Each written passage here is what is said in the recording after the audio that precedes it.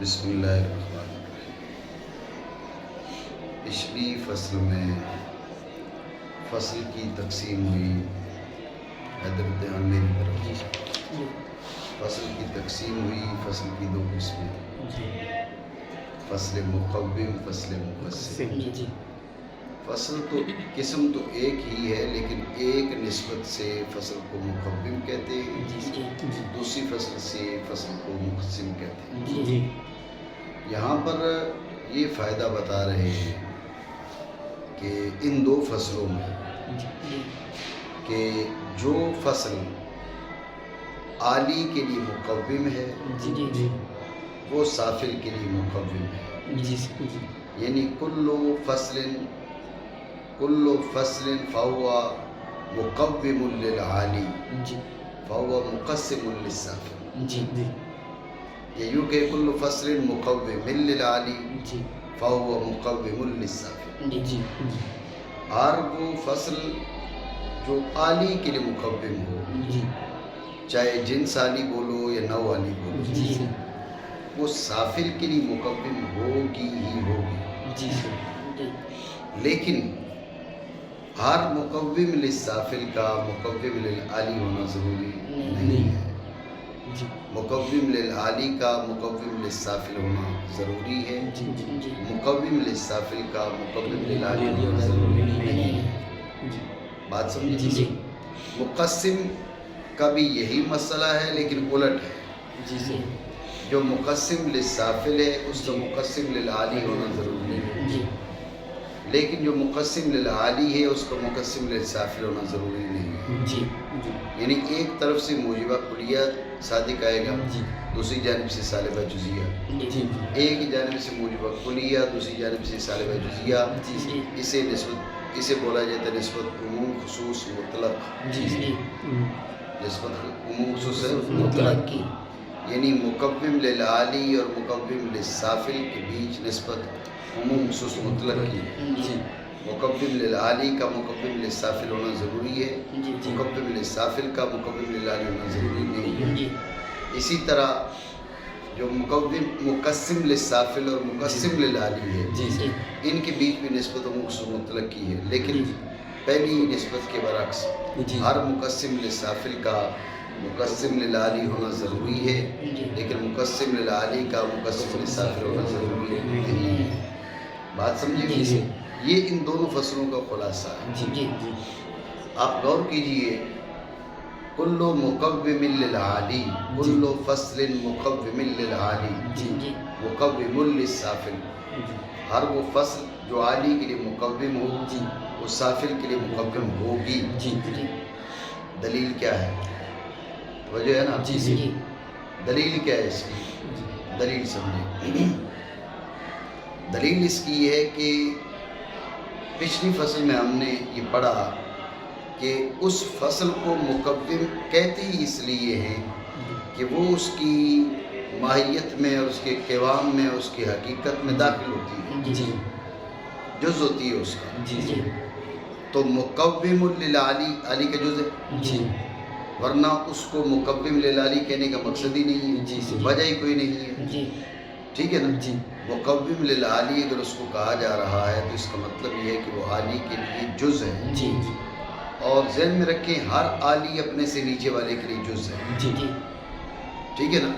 سب سے اوپر جو جنس الاجناس کو کر لو، جوہر جز ہے جسم کا، جسم جز ہے جس میں نامی کا، جس میں نامی جز ہے حیوان کا، حیوان جز ہے انسان کا۔ بات سمجھے ہو نہیں؟ ہر عالی سافل کے لیے جز ہے، ہر اوپر والا اپنے ماتحت کے لیے جز ہے۔ بات سمجھے نہیں؟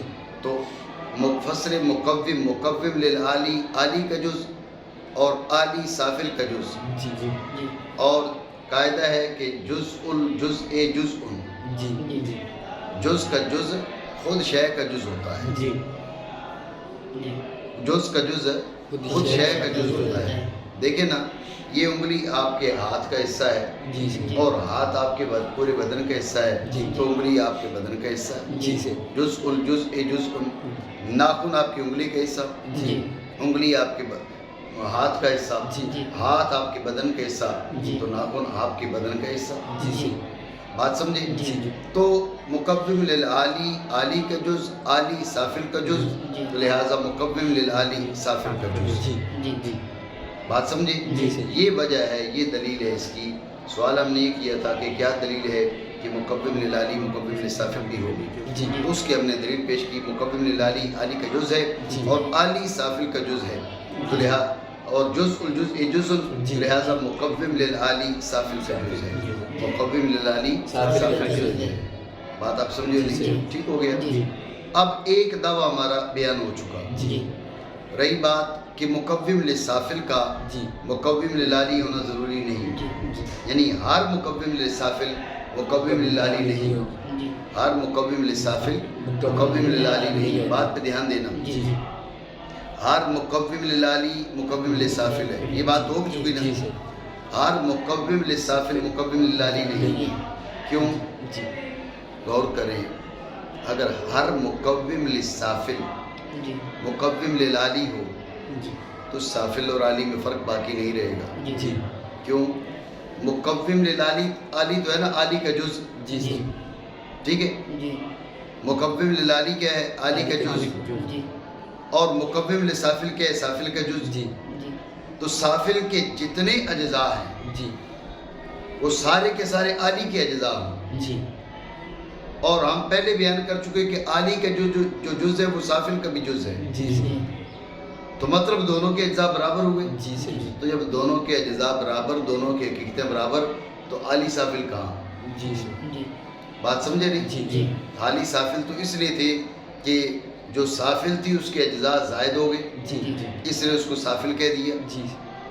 اب آپ کہہ رہے، اگر آپ یہ کہیں کہ سافل کے تمام تر اجزاء عالی کے اجزاء کے برابر، سافل کے اجزاء حقیقت عالی کے اجزاء حقیقت کے برابر، تو عالی سافل نہیں رہیں گی، دونوں مساوی ہو جائیں گی، خلاف مفروض لازم آئے گا. بات سمجھے ہو رہی؟ دوبارہ سمجھو توجہ سے. دوسرا دعویٰ ہم نے یہ کیا کہ ہر مقوم للسافل کا مقوم للعالی ہونا ضروری نہیں ہے. دلیل کیا ہے؟ دلیل یہ ہے کہ مقوم للسافل ہے سافل کا جز، مقوم للعالی ہے عالی کا جز. تو مقوم للعالی سافل کا جز ہے، مقوم للعالی سافل کا مقوم ہے، یعنی عالی کے اجزاء سافل کے اجزاء ہیں. اب سافل کے اجزاء اگر یعنی مقوم للسافل مقوم للعالی ہونا ضروری ہو تو سافل کے تمام تر اجزاء پھر عالی کے اجزاء بنے. سافل کے اجزاء عالی کے اجزاء، عالی کے اجزاء سافل کے اجزاء، اجزاء حقیقت میں دونوں برابر، تو پھر عالی سافل کیسے؟ یہ تو مساوی ہو گئے درجہ میں. ان میں فرق یہ تھا کہ سافل کے اجزاء حقیقت زیادہ تھے، عالی کے اجزاء حقیقت کی نسبت سافل کے اجزاء حقیقت زیادہ تھے جبھی وہ سافل بنی تھی. بات آئی ذہن میں؟ تو اگر آپ کہیں کہ سافل کا ہر مقوم یعنی جز وہ عالی کا بھی جز ہوگا تو ان دونوں میں فرق باقی نہیں رہے گا. سو ماننا پڑے گا ہر مقوم للسافل مقوم للعالی نہیں ہوگا. ہاں یہ ضرور ہے، ہر نہیں ہوگا تو بعض ہو سکتے ہیں، ہوتے بھی ہیں. کون سا؟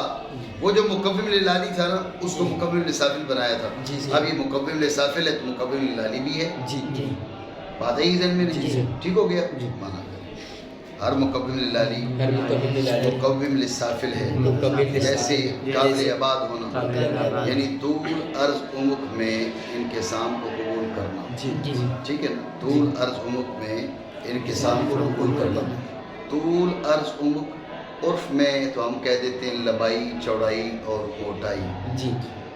جسم کا کی جو طرف زیادہ لمبی ہو ہم اس کو لمبائی کہہ دیتے ہیں، جو اس کے مقابل ہو اس کو چوڑائی کہہ دیتے ہیں، جو دونوں کے مقابل اس سے موٹائی کہہ دیتے ہیں. ٹھیک ہے نا؟ یہ کیا ہے؟ یہ ہے عرف. لیکن اصطلاح میں ابعاد ثلاثہ میں سے جو پہلے فرض کیا وہ طول ہے، دوسرے جو دوسرے نمبر پر فرض کیا وہ عرض ہے، جو تیسرے نمبر پر فرض کیا وہ عمق ہے. بات سمجھے؟ تو اس میں یعنی اصطلاح میں یہ ضروری نہیں ہے کہ جو جس کا طول زیادہ ہے وہ طول کہلائے گا، جس کی کمیت زیادہ ہو وہ طول کہلائے گا. نہیں، بلکہ جس کو آپ نے پہلے فرض کیا وہ طول ہے، جس کو دوسرے نمبر پہ فرض کیا وہ عرض ہے، اس کے بعد عمق ہے. بات سمجھے؟ تو جسم کے لیے ذہن میں رکھنا، جسم کے لیے فصل مقوم ہے قابل عبادت ثلاثہ. جسم کے لیے فصل مقوم ہے قابل عبادت ثلاثہ. دھیان رکھنا. جسم نامی کے لیے فصل مقوم ہے نامی. حیوان کے لیے فصل مقوم ہے اساس متحرک بالارادہ. انسان کے لیے فصل مقوم ہے ناطق. یہ باتیں ذہن میں رکھنا. ٹھیک ہے. جسم کے لیے قابل عبادت ثلاثہ ہوگا. کیا؟ قابل عبادت ثلاثہ. یہ جسم کے لیے فصل مقوم اس کے تحت ہے جسم نامی. جسم نامی کے لیے فصل مقوم ہے نامی. حیوان کے لیے جسم مقوم ہے یا فصل مقوم ہے حساس متحرک بالارادہ. اور انسان کے لیے فصل مقوم ہے ناطق. بات ذہن میں رکھیے. تو اب جو مقوم ہے عالی کے لیے یعنی قابل عبادت ثلاثہ یہ جسم کے لیے مقوم ہے، تو یہ انسان کے لیے بھی مقوم ہے. انسان بھی قابل عبادت ثلاثہ ہے. اس کے تحت جسم نامی ہے نا، اس کے لیے نامی. تو جسم نامی کے لیے نامی فصل مقوم ہے، تو جسم کے لیے بھی فصل مقوم ہے، انسان کے لیے بھی فصل مقوم ہے. بات سمجھے ہو نہیں؟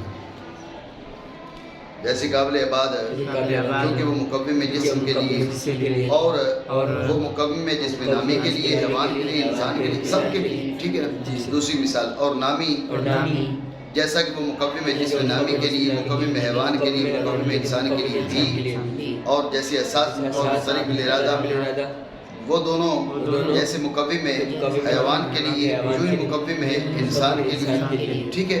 یہ انہوں نے مثالیں پیش کر کے وضاحت کی ہے، اور میں نے آپ کو اس کی دلیل بھی بتائی ہے. ٹھیک ہو گیا. دوسرا کیا ہے؟ دوسرا ہے کہ جو وَلَيْسَ كُلُّ مُقَوِّمٍ لِلسَّافِلِ مُقَوِّمًا لِلْعَالِي. آگے چل کے آپ قضایا کے سور جو ہیں ان کے بارے میں پڑھیں گے. موجبہ کلیہ کے سور پہ حرف سلب داخل ہو تو یہ صالبہ جزیہ بنتا ہے. بات ذہن میں رکھنا. موجبہ کلیہ کے سور پہ حرف سلب داخل ہو تو یہ صالبہ جزیہ بنتا ہے. یہ کلو مقوم للسافل. حیدر دھیان میں کرو. کلو مقوم للسافل، یہ کل یہ موجبہ کلیہ، لیس کل صالبہ جزیہ. ٹھیک ہے نا. کلو مقوم موجبہ کلیہ تو لیس کل مقوم صالبہ جزیہ. بات ذہن میں رکھنا. ٹھیک ہے نا. موجبہ کلیہ کے سور پر حرف سلب داخل ہو تو وہ صالبہ جزیہ بنتا ہے. موجبہ کلیہ کے سور پر حرف سلب داخل ہو تو وہ صالبہ جزیہ بنتا ہے. تو لیس کل مقوم یہ صالبہ جزیہ ہے. بات سمجھے نہیں؟ اور نہیں ہے ہر مقوم للسافل مقوم للعالی. ٹھیک ہے. تو میں نے ابھی آپ کو بتایا کہ ایک جانب سے موجبہ کلیہ، دوسری جانب سے صالبہ جزیہ تو نسبت مخصوص مطلق. ٹھیک ہے نا. تو یہاں پر جہاں صالبہ جزیہ وہاں پر موجبہ جزیہ بھی صادق آتا ہے.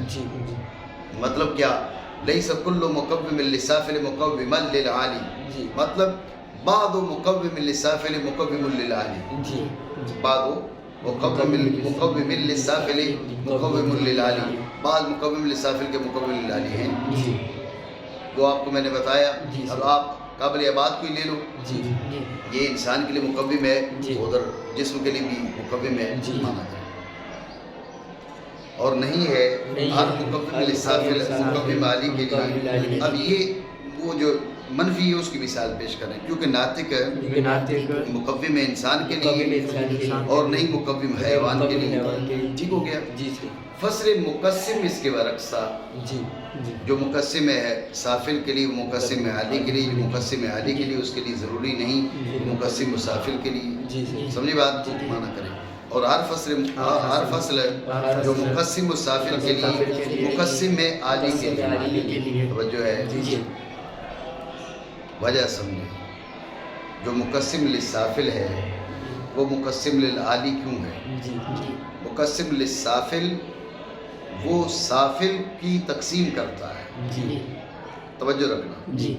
مقسم للسافل سافل کی تقسیم کا ذریعہ ہے. تقسیم کرتا ہے نہ کہ تقسیم کا ذریعہ ہے. سمجھے بات کو؟ اور سافل عالی کی تقسیم کا ذریعہ ہے. ذہن میں رکھیں. مقسم للسافل سافل کی تقسیم کا ذریعہ ہے اور سافل عالی کی تقسیم کا ذریعہ ہے. آپ غور کریں نا. ناطق کیا کرتا ہے؟ حیوان کی تقسیم کا ذریعہ حیوان ناطق اور حیوان غیر ناطق.